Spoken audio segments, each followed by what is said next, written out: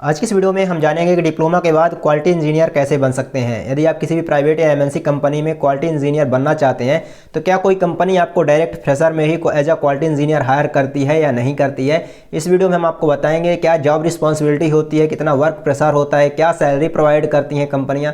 Private या MNC company में कोई भी कंपनी हो सकती है, Tata Motors, force, Eicher, Mahindra, कोई भी कंपनी हो सकती है।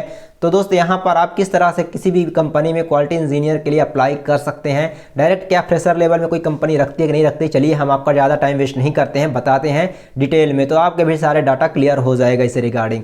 तो दोस्त यदि आप क्वालिटी इंजीनियर बनना चाहते हैं किसी भी प्राइवेट या एमएनसी कंपनी में, तो कोई भी कंपनी आपको direct as a quality engineer hire नहीं करेगी, आपको पहले ट्रेनिंग में हायर करती है और ट्रेनिंग ही डिसाइड करता है कि आप उस कंपनी में क्वालिटी इंजीनियर बनोगे या नहीं बनोगे। अब यहाँ पर ट्रेनिंग कैसे डिसाइड करता है, तो दोस्त हम यहाँ पर सबसे पहले बात करते हैं, जब आप किसी भी प्राइवेट या एमएनसी कंपनी में जॉब फाइंडिंग करते हैं तो आप सबसे पहले तो अपना रिज्यूम क्रिएट करते हैं और रिज्यूम अप्लाई करते हैं किसी कंपनी में। और रिज्यूम में सबसे मेन आपको जो हाईलाइट करना होता है, आपको जिस भी डिपार्टमेंट में जाना होता है, जैसे कि हर एक कंपनी में production, quality, maintenance, design, store, ये सारे डिपार्टमेंट्स होते हैं। तो आपको जिस डिपार्टमेंट में जाना होता है तो आपको लिखना होता है एरिया ऑफ इंटरेस्ट। तो आपको वहाँ पर क्वालिटी, मेंटेनेंस, प्रोडक्शन किस में है, सबसे पहले आपका इंटरेस्ट क्या है, तो सबसे पहले नंबर में आपको उसको ही डालना होता है। पर्टिकुलर आपको उसी में जाना है तो आप वही बस डिपार्टमेंट डालिए। जैसे क्वालिटी में जाना तो क्वालिटी ही डालिए रिज्यूम में। जब आप रिज्यूम को ऑनलाइन, ऑफलाइन या किसी रेफरेंस के माध्यम से आप इंटरव्यू में जाते हैं, जब आप रिज्यूम देते हो, इंटरव्यूअर आपका जो है वहाँ पे देखता है एरिया ऑफ इंटरेस्ट, तो आप वहाँ पे जब क्वालिटी डाल के रखते हो तो वहाँ पर इंटरव्यू आपका एज अ थ्योरेटिकली आपसे चीज़ें वर्नियर कैलिपर, माइक्रोमीटर, जो क्वालिटी से रिगार्डिंग थ्योरी है वो पूछी जाती है, क्योंकि आप डिप्लोमा में ऑलरेडी थ्योरी पढ़ चुके होते हो। भले प्रैक्टिकली नॉलेज आपको ना हो, उन्हें भी पता है, जब आप ट्रेनिंग लोगे तो वहाँ पर कंपनी आपको सिखा देगी प्रैक्टिकली चीज़ें, ठीक है, लेकिन थ्योरेटिकली आपको चीज़ें पता होनी चाहिए। यदि आपको क्वालिटी में ही जाना है जब फ्रेशर लेवल में ही, तो दोस्त आपको एटलीस्ट थ्योरी पढ़ के जाना है क्वालिटी से रिगार्डिंग, क्वालिटी डिपार्टमेंट में क्या क्या चीज़ें जरूरी है, क्या क्या नीडेड है।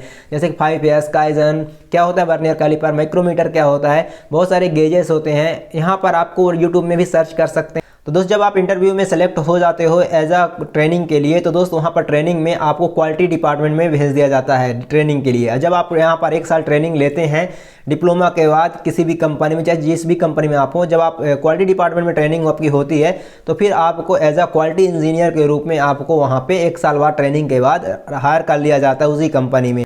ऑन रोल आपको रखा जाता है और उसके बाद आप 3 से 4 साल, 5 साल उस कंपनी में लगातार करते हो तो आपको परमानेंट भी कंपनी कर लेती है, ठीक है।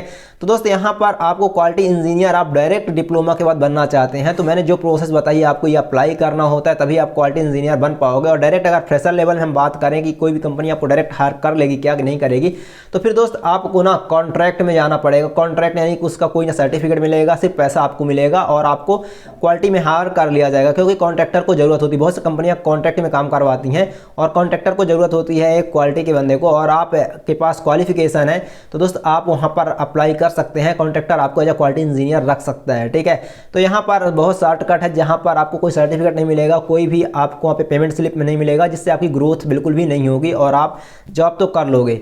और यदि आप एक रियल और जेन्युइन तरीके से जाना चाहते हैं तो उसका तरीका मैंने आपको बता दिया। क्या सैलरी होती है क्वालिटी इंजीनियर की, तो क्वालिटी इंजीनियर की जो सैलरी होती है 25 से 30 हज़ार होती है जब आप ट्रेनिंग के बाद आपको रखा जाता है। तो उसके बाद फिर क्या प्रोसेस होता है, आपको यहाँ पे ऑन रोल के बाद फिर आपको परमानेंट कर दिया जाता है। क्वालिटी इंजीनियर के बाद आपको यहाँ पे सीनियर इंजीनियर क्वालिटी डिपार्टमेंट में ही रखा जाता है, फिर उसके बाद आप मैनेजर बन जाते हैं क्वालिटी डिपार्टमेंट के, और इस तरह से आपकी पोस्ट आगे बढ़ती जाती है। सो आई होप दोस्त आपको चीज़ें क्लियर हो जाती हैं। यदि क्लियर हो जाती हैं चैनल को सब्सक्राइब करके जाएं, अपने दोस्तों के साथ भी शेयर करें। अगर बात करें हम वर्क प्रेशर की कि यहाँ पे वर्क प्रेशर, वर्क लोड कितना रहता है, तो देखो यहाँ पे क्वालिटी डिपार्टमेंट में वर्क प्रेशर आपको प्रोडक्शन के कंपैरिजन बहुत ही कम होता है, क्योंकि प्रोडक्शन मान लीजिए 500 का टारगेट और 250 ही प्रोडक्शन निकला, तो फिर आपको केवल 250 को ही चेकआउट करना है और उसी को पास करना है और उससे ज़्यादा आपको काम नहीं करना होता है। प्रोडक्शन डिपार्टमेंट में ज़्यादा प्रेशर होता है, क्योंकि कंपनी को जितना प्रोडक्शन निकाल लेगी कंपनी एक दिन में उतना कंपनी का बेनिफिट होगा, लेकिन क्वालिटी डिपार्टमेंट में इतना प्रेशर नहीं होता है।